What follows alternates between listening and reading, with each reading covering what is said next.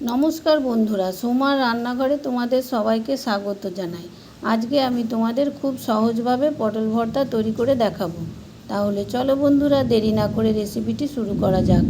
পটল ভর্তা বানানোর জন্য এখানে আমি 250 গ্রাম পটল নিয়েছি। আর লাগছে হলুদ গুঁড়ো অল্প একটু, আর শুকনো লঙ্কার গুঁড়ো অল্প একটু, আর নিয়েছি নুন, লাগছে সরষের তেল, আর নিয়েছি কতগুলো শুকনো লঙ্কা আর অল্প একটু কালো জিরে, আর লাগছে পেঁয়াজ। এখানে একটা বড় সাইজের পেঁয়াজ নিয়েছি, সেটা আমি পাতলা পাতলা করে কেটে নিয়েছি। আর নিয়েছি অল্প একটু রসুন, সেটাকে আমি থেতো করে নিয়েছি। আর 3টে কাঁচা লঙ্কা আমি মাঝখান থেকে অল্প একটু চিড়ে নিয়েছি। প্রথমেই পটলটাকে আমি একটু একটা চাকু দিয়ে এভাবে ছুলে নেব। পাতলা একটা আস্তরণ থাকে, সেই পাতলা আস্তরণটাকে আমি ছাড়িয়ে নেব। এভাবে সমস্ত পটলগুলোকে আমি ছাড়িয়ে নিয়ে তারপরে তোমাদেরকে দেখাচ্ছি। পটলগুলো সমস্ত ছোলা হয়ে গেছে। আমি খুব ভালো করে পটলগুলোকে ধুয়ে নিয়েছি। এরপর আমি পটলগুলোকে কেটে নেব।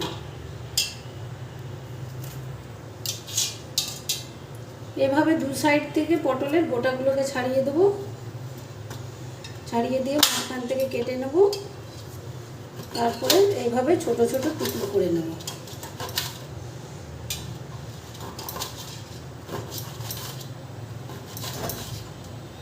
কেটে আর ধোয়ার দরকার নেই, আমি ধুয়ে নিয়েছি।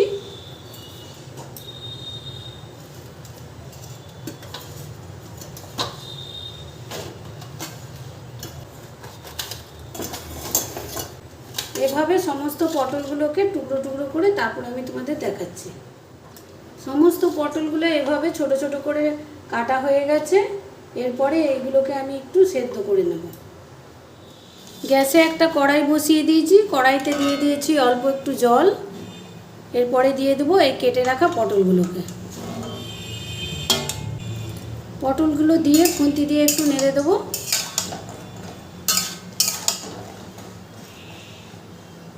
খুব বেশি জল দেব না, জলটা পটলের মধ্যেই টানিয়ে নিতে হবে। খুব বেশি জল দিয়ে সেদ্ধ করলে জলটা ফেলে দিলে পটলের যে গুণাগুণ, সেই গুণাগুণটা নষ্ট হয়ে যায়। এরপরে আমি দিয়ে দেবো ঢাকনা। 2 মিনিটের জন্য ঢাকা দিয়ে দেব। গ্যাসের ফ্লেমটাকে মিডিয়ামে রেখে আমি সিদ্ধ হতে দেব। 2 মিনিট পর ঢাকনাটা তুলে নেব। খুন্তি দিয়ে একটু ভালো করে নেড়ে দেবো।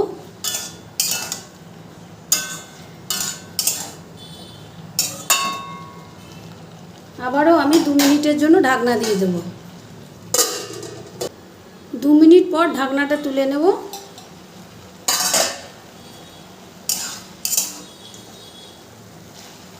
পটলগুলো খুব ভালো করে সেদ্ধ হয়ে গেছে। এরপরে আমি গ্যাসের ফ্লেমটাকে অফ করে দেব। আর পটল থেকে যে একটু জল বেরিয়েছে, সেই জলটা আমি ফেলে দেবো না। সেই জলটুকু দিয়েই আমি পটলটা এই মিক্সি জারে দিয়ে পেস্ট করে নেব। প্রথমে পটলগুলোকে আমি ঠান্ডা করে নেব, তারপরে মিক্সি জারে দিয়ে আমি পেস্ট করে নেব। পটলগুলো মিক্সি জারে দিয়ে আমি খুব ভালো একটা মিহি পেস্ট তৈরি করে নিয়েছি। এরপরে গ্যাসে একটা কড়াই বসিয়ে দেব। গ্যাসে একটা কড়াই বসিয়ে দিয়েছি, দিয়ে দেব সরষের তেল। এখানে আমি 2 চামচের মতো সরষের তেল দিলাম। তেলটা গরম হয়ে গেলে দিয়ে দেব ফোড়ন। তেলটা গরম হয়ে গেছে, দিয়ে দেব অল্প একটু কালো জিরে, আর দিয়ে দেব কয়েকটা শুকনো লঙ্কা। গ্যাসের ফ্লেমটাকে মিডিয়ামে রেখে ফোড়নটা আমি নেড়ে চেড়ে ভেজে নেব।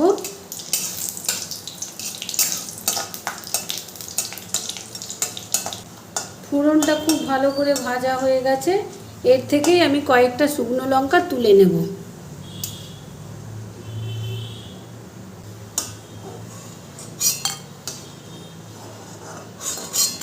এখান থেকে আমি 3টে শুকনো লঙ্কা তুলে নিলাম, আর 2টো শুকনো লঙ্কা আমি রেখে দিলাম।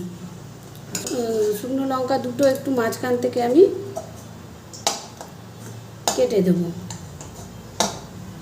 যাতে ঝালটা ভর্তাটার ভিতরে পৌঁছায়। এরপরে দিয়ে দেবো থেতো করা রসুনগুলো।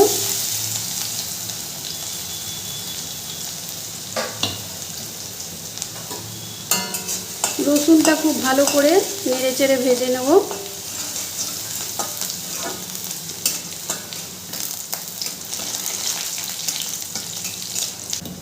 রসুনটা লাল করে ভাজা হয়ে গেছে, এরপরে দিয়ে দেবো কেটে রাখা পেঁয়াজটা। এখানে রসুনের থেকে পেঁয়াজের পরিমাণটা একটু বেশি থাকবে।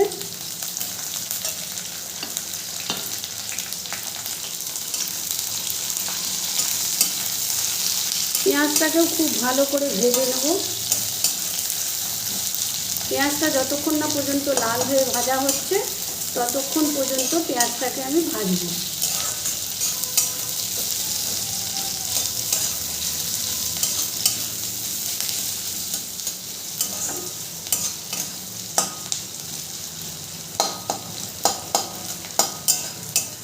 গ্যাসের ফ্লেমটাকে মিডিয়ামে রেখে পেঁয়াজ আর রসুনটা খুব ভালো করে ভাজা হয়ে গেছে। এরপরে দিয়ে দেব বেটে রাখা পটলটা। মিক্সিতে যে আমি পেস্ট করে রেখেছিলাম সেই পটলটা এবার দিয়ে দেব। আর দিয়ে দেবো অল্প একটু শুকনো লঙ্কার গুঁড়ো আর হলুদ গুঁড়ো দিয়ে পটলটাকে খুব ভালো করে আমি নাড়ব।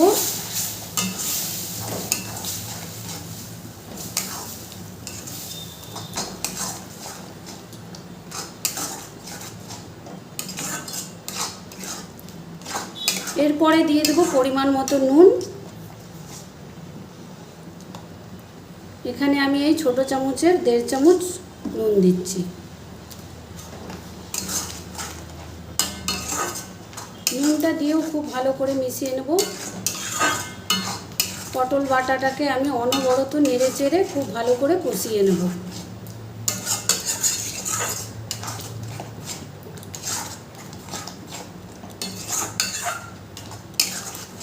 পটল ভর্তাতে তোমরা অল্প একটু চিনি চাইলেও দিতে পারো, কিন্তু আমি এখানে চিনির ব্যবহার করলাম না। পটল বাটাটা খুব ভালো করে কষানো হয়ে গেছে। এরপরে আমি দিয়ে দেবো চেরা 3টে কাঁচা লঙ্কা আর 3টে শুকনো লঙ্কা যে আমি ভেজে রেখেছিলাম সেইটা আমি হাত দিয়ে একটু গুঁড়ো করে নিয়েছি, সেইটা এবার দিয়ে দিলাম।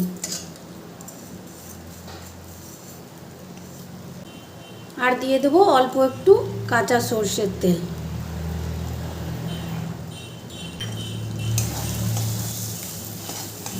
তেল আর লঙ্কা দিয়েও আমি খুব ভালো করে পটল বাটাটাকে কষিয়ে নেব মিনিট 5-এর জন্য।